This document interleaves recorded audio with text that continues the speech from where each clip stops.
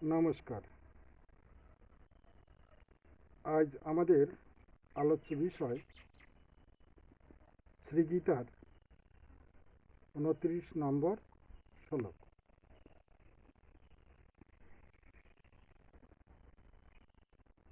ওম নমো ভগবতে বাসুদেবায় নমঃ। ওম নমো ভগবতে বাসুদেবায় নমঃ। ওম নমো ভগবতে বাসুদেবায় নমঃ। জয় গুরু, জয় গুরু, জয় গুরু। গুরু কৃপা হি কেবলম, গুরু কৃপা হি কেবলম, গুরু কৃপা হি কেবলম। তো ২৯ নম্বর শ্লোকের সাধারণ অনুবাদ এবং আধ্যাত্মিক অনুবাদ আজ আমরা বুঝবার চেষ্টা করব। সাধারণ অনুবাদ হলো, অর্জুন বললেন, হে কৃষ্ণ, এই উপস্থিত যুদ্ধক্ষেত্রে স্বজন বান্ধবদের দেখে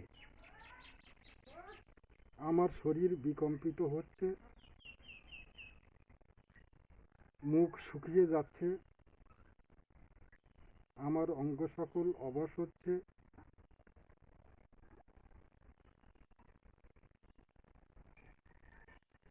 গাত্রদাহ উপস্থিত হচ্ছে,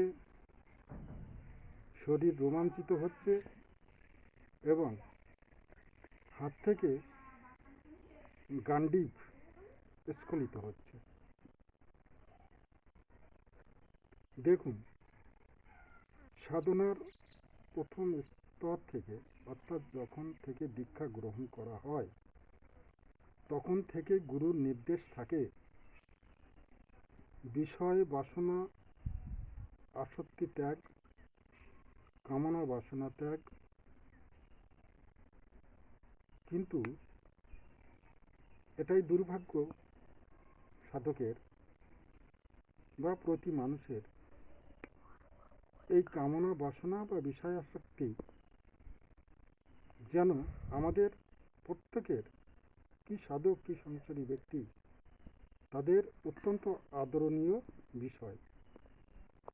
একে একান্ত প্রাণের ধন মনে করে এই বিষয় বাসনার প্রতি আমরা আসক্ত। তো জন্মান্তরীণ সংস্কার বশে প্রাপ্ত আধ্যাত্মিক অনুভূতি এবং জাগতিক মায়া মোহ বা জাগতিক বিষয়ের প্রতি আসক্তি, এই দুই প্রাপ্ত হয়ে একটা নৈতিক দ্বন্দ্বে যেন সাধক ভুগছে। তো এই অবস্থায় যে মানসিক আন্দোলন উপস্থিত হয়, অর্থাৎ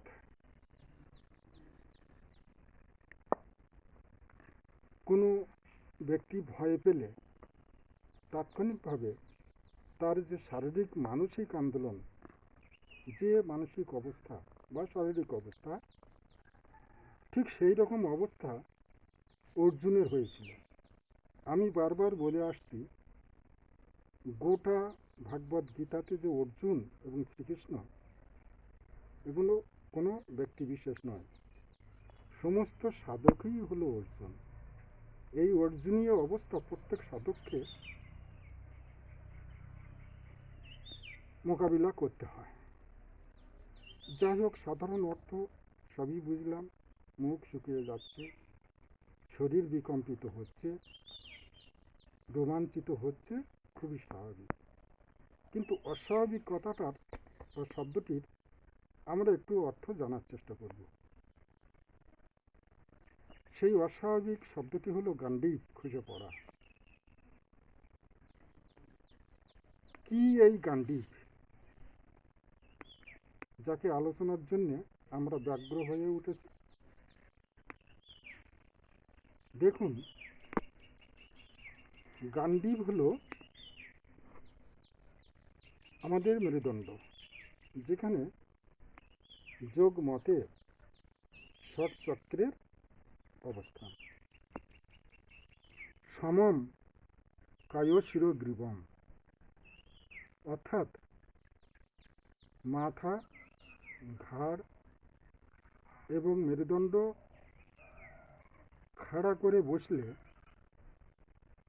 আমাদের পিঠের পেছন দিকটা ধনুকের মতো বেঁকে যায়। ঠিক এমনি অবস্থান, হাত দুটি জ্ঞানমুদ্রায় থাকে।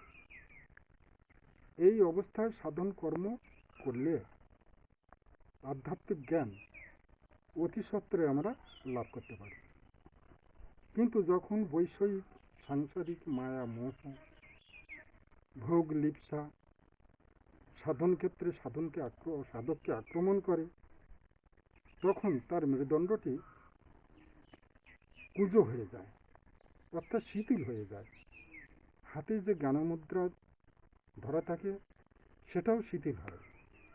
এটাই হলো অর্জুনের হাত থেকে গান্ডীব খসে পড়া।